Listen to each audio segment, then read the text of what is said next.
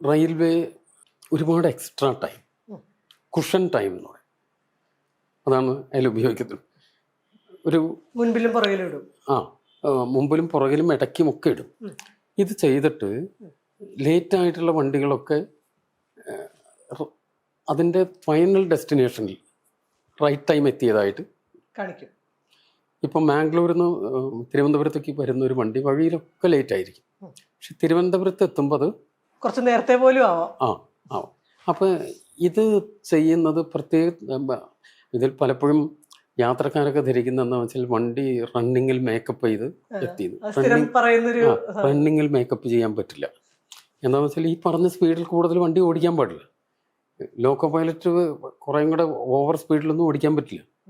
ഇപ്പം 80 കിലോമീറ്റർ സ്പീഡിൽ ഒരു സെക്ഷനിൽ പോവാമെങ്കിൽ 80 പരമാവധി പോകാൻ പറ്റില്ല. 79, 80 തൊടാതെ അയാൾ പോകും.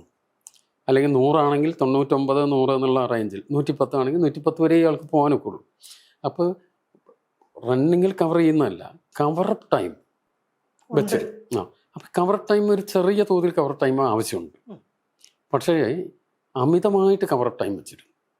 ഈ കവർ ടൈം വെക്കുന്നതിൻ്റെ ഒരു ഉദ്ദേശം എന്താണെന്ന് വെച്ചാൽ റെയിൽവേയുടെ തന്നെ ഭാഗത്തു നിന്നുള്ള പലതരത്തിലുള്ള ഫെയിലിയറുകളും ഈ കവർ ടൈം ഉപയോഗിച്ച് കവർ ചെയ്യാം. അപ്പോൾ ഇതിൻ്റെ ഒരു സ്റ്റാറ്റിസ്റ്റിക്സ് എടുക്കും. അപ്പോൾ എല്ലാം ഇപ്പോൾ മദ്രാസിലെത്തുന്ന വണ്ടിയിൽ മദ്രാസിലെത്തിയ സമയം, അല്ലെങ്കിൽ ഡൽഹിയിലെത്തണമെങ്കിൽ ഡൽഹിയിലെത്തിയ സമയം നോക്കിയിട്ട് ഒരു ചെറിയൊരു മാർജിൻ കൊടുക്കും.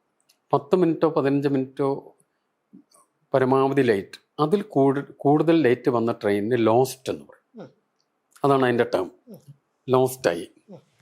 പങ്ക്ച്വാലിറ്റി, അതിൽ ഈ ഡെപ്റ്റി കൺട്രോളർ പങ്ക്ച്വാലിറ്റി എന്ന് പറഞ്ഞൊരു പോസ്റ്റുണ്ട്. അയാൾ ഈ പങ്ക്ച്വാലിറ്റി ഇതാണോ.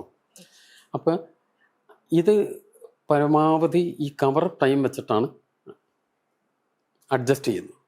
ഇപ്പം ട്രാക്ക് സംബന്ധമായ പ്രശ്നങ്ങളാവാം, അല്ലെങ്കിൽ മറ്റെന്തെങ്കിലും തരത്തിലാവാം, സിഗ്നൽ സംബന്ധമായിട്ടുള്ള പോരായ്മകൾ ആവാം, എൻജിന് തന്നെയുള്ള തകരാറ് കൊണ്ടാവാം. എന്ത് ഇത് ഫെയിലിയേഴ്സ് വന്നാലും ഈ കവർ ടൈം വെച്ച് കവർ ചെയ്യും.